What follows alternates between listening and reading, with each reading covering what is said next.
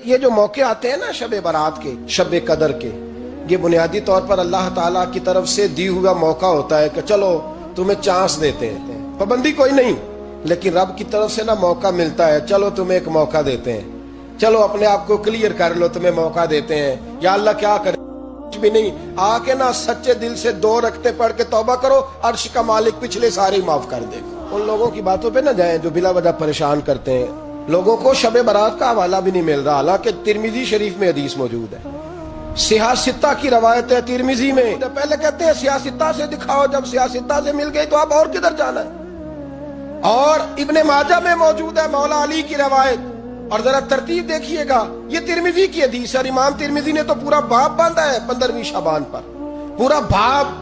اب تمہاری مرضی ہے اگر تم نئی بات کو سمجھنا چاہتے، لیکن میں نے پہلے بھی کہا تھا، پھر کہتا ہوں، اگر ہمیں کوئی شخص کہتا ہے کہ شب برات کو اٹھ کے نفل نہ پڑھو، تو بھائی نفل ہم نے پڑھنے اللہ کی رضا کے لیے، ہمیں کسی بندے سے ڈگری لینے کی ضرورت نہیں، نہ تو ہمارے اور رب کے درمیان معاذ اللہ کوئی وسیلہ ہے کہ تو کہے گا تو پڑھیں گے، جب دل کرے گا پڑھیں گے، اور جتنے دل کرے گا پڑھیں گے۔ ہم تو نفل کہہ رہے ہیں اس کو، ہم نے کب کہا ہے ضروری ہے جو عشاء پڑھ کے سو جائے فجر تک سویا رہے، ہم اس کو گناہگار نہیں کہہ رہے، لیکن یہ ضرور کہیں گے کہ گولڈن چانس مس کر دیا اس نے، چانس مس کیا ہے، یہ تو اللہ کی رحمت کا موقع تھا۔ حضرت سیدہ عائشہ صدیقہ رضی اللہ تعالی عنہا ارشاد فرماتی ہیں کہ شعبان کی 15ویں رات تھی، یعنی شب برات کی رات، فرماتی ہیں شعبان کی 15ویں رات تھی، میں نے اچانک نظر ڈالی تو حضور میرے بستر میں تھے، پھر میری نظر پڑی تو حضور نہیں تھے، میرے دل میں گمان آیا، خیال آیا کہ شاید کسی اور زوجہ کی طرف حضور کا میلان تباہ ہو گیا ہو، وہاں تشریف لے گئے ہوں۔ فرماتی میں اٹھی باہر گئی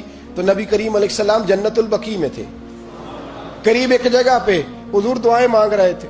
فرماتے میں گیا تو حضور فرمانے لگے، ابو بکر کی بیٹی تو نے کیا گمان کیا کہ اللہ کا رسول تیری حق تلفی کرے گا؟ عرض کی حضور آپ مالک ہیں، کہیں اور جانا چاہیں تو میری طرف سے پابندی نہیں۔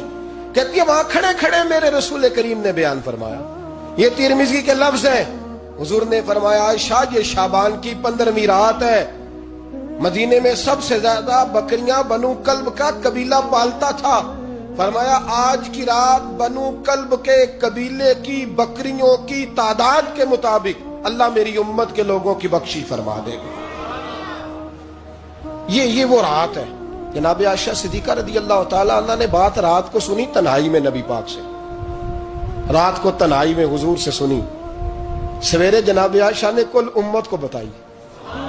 اگر یہ بات اہمیت والی نہ ہوتی تو بی بی صاحب آگے روایت کرتی، یہ کتابوں میں آتی، یہ لوگوں کو بتاتی۔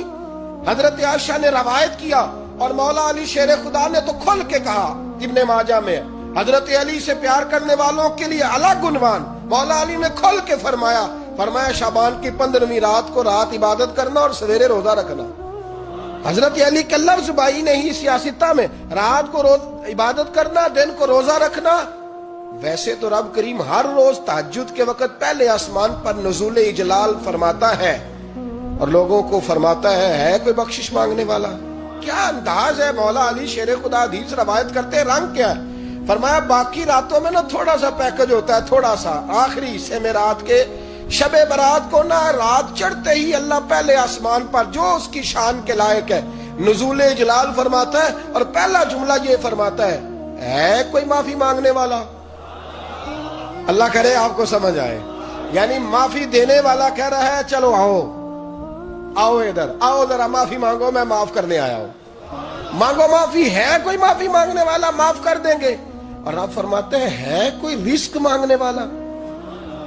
وہ جو بڑی درخواستیں دیتے پھرتے ہیں نا مختلف اداروں میں، وہ ایک درخواست نا شب برات والی رات بھی دے۔ اور میں نہیں کہہ رہا، مولا علی شیر خدا فرما رہے ہیں، اور وہ خود نہیں فرما رہے، وہ نبی پاک کا فرمان نقل کر رہے ہیں، اور وہ رسول اللہ صلی اللہ علیہ وسلم کی بات نہیں بیان کر رہے، وہ کہتے ہیں رب فرماتا ہے کوئی روزی مانگنے والا؟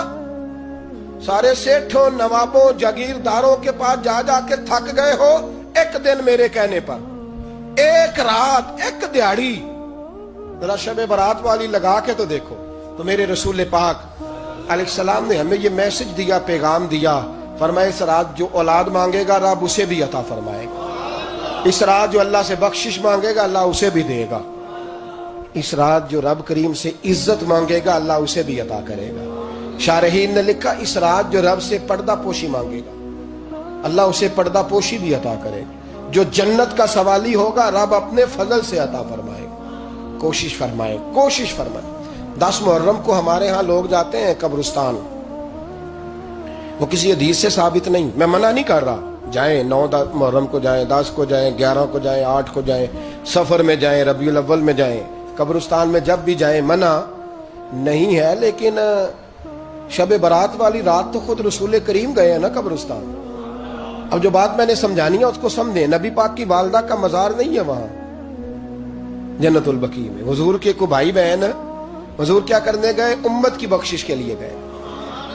شب برات کی رات لالچی نہ بنے کہ صرف میں نے اپنے لیے روزی مانگنی ہے. کل امت کے لیے مانگے رب کریم سے. مانگے اپنے بھائی کے لیے، مانگے اپنی بہن کے لیے، مانگے اپنے بیٹے کے لیے، مانگے اپنی بیٹی کے لیے، مانگے اللہ کریم. یہ مانگنے کی رات ہے. پچھلی راتی رحمت رب دی کرے بلند آوازہ، بخشش منگن واریاں کارن کھلا جے دروازہ. آئیں اللہ کی بارگاہ میں اس رات کو کھل کے دعا مانگیں.